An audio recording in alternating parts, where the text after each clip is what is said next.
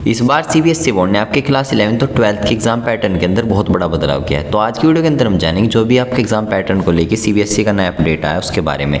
तो बात करें अगर देखो यहाँ पे हम 9th और 10th के एग्जाम पैटर्न के बारे में, तो इसके अंदर सीबीएसई ने कोई चेंज नहीं किया है, लेकिन 11th और 12th का एग्जाम पैटर्न आपका बहुत ज़्यादा चेंज कर दिया है। तो बच्चों आपका ऑफिशियल नोटिस है सीबीएसई बोर्ड का, ये अपडेट आपका 3 अप्रैल 2024 को आया था।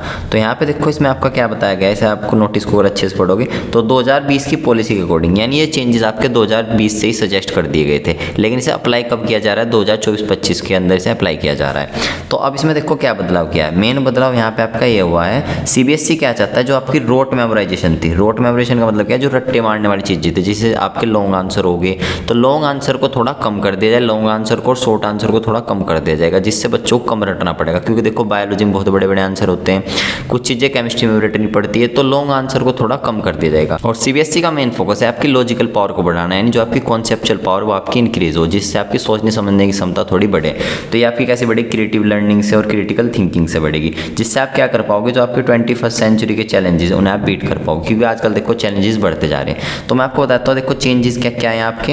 अगर पहले हम बात करें 9th और 10th की, तो 9th और 10th में कोई चेंज नहीं किया। आप यहाँ पे देख सकते हो एकेडमिक सेशन 2023-24 का ये था आपका, और ये आपका एकेडमिक सेशन 2024-25 का। तो देखो यहाँ पे लिखा है नो चेंज, तो इसके अंदर तो कोई चेंज नहीं है। अब हमें मेन हमारा 11th और 12th, तो 11th और 12th के अंदर देखते हैं क्या चेंज है आपका। ये आपका 2023-24 का और ये आपका 2024-25 का है। तो सीबीएसई ने आपका क्या किया है, जो आपके कॉम्पिटेंसी फोकस्ड क्वेश्चन थे, इनके अंदर आप कहते हैं case based question, MCQs, others and reason, इनका वेटेज पहले आपका 40% हुआ करता था, अब इसे बढ़ा के आपका 50% कर दिया है। यानी इसमें कितना इंक्रीमेंट कर दिया है, 10% का इंक्रीमेंट कर दिया है। और दूसरी तरफ अगर हम बात करें देखो कंस्ट्रक्टेड रेस्पॉन्स क्वेश्चन, ये आपके कौन से क्वेश्चन होते हैं, शॉर्ट आंसर क्वेश्चन और लॉन्ग आंसर क्वेश्चन, जिसमें आपको रट के जाना पड़ता था।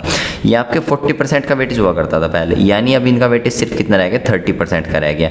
तो इनमें कितना डिक्रीमेंट कर दिया, 10% का डिक्रीमेंट कर दिया। और यहाँ पे आपके जो सिलेक्ट रेस्पॉन्स टाइप क्वेश्चन थे, यानी जो एमसीक्यू थे इस तरह के, ये आपके 20% थे पहले, और अब भी आपके 20% आएंगे।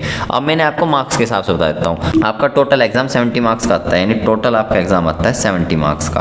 अब 70 में से यानी 50% तो आपके यहाँ जाएंगे, कॉम्पिटेंसी फोकस्ड क्वेश्चन यहाँ जाएंगे, तो इसका मतलब 35 मार्क्स के तो आपके ही हो जाएंगे। यहाँ पे मैं लिख देता हूँ 35 मार्क्स का तो ये हो गया, तो 50% हो गया, तो इस पर आपको ज़्यादा काम करना है। और इसके बाद ये जो आपके सिलेक्टेड एमसीक्यू थे, ये वाले आपके एमसीक्यू थे, ये कितने मार्क्स के हो जाएंगे, 7 दूनी 14 मार्क्स आपके यहाँ से आ जाएंगे। और जो इसके बाद आपका बचा ये जो लास्ट वाला पोर्शन है, ये लॉन्ग आंसर वाला क्वेश्चन वाला, ये आपका रह जाएगा 7 21, यानी 21 मार्क्स का। तो देखो मैंने सब कुछ सॉर्ट आउट कर दिया आपका। तो 35 मार्क्स का आपका ये हो गया, और 14 मार्क्स के आपके ये होंगे, और 21 मार्क्स के आपके आएंगे लॉन्ग आंसर और शॉर्ट आंसर आएंगे। तो बच्चे आपका अपडेट था एग्जाम के पैटर्न को लेके, तो अभी से पढ़ना शुरू करें, टाइम वेस्ट ना करें। All the best students.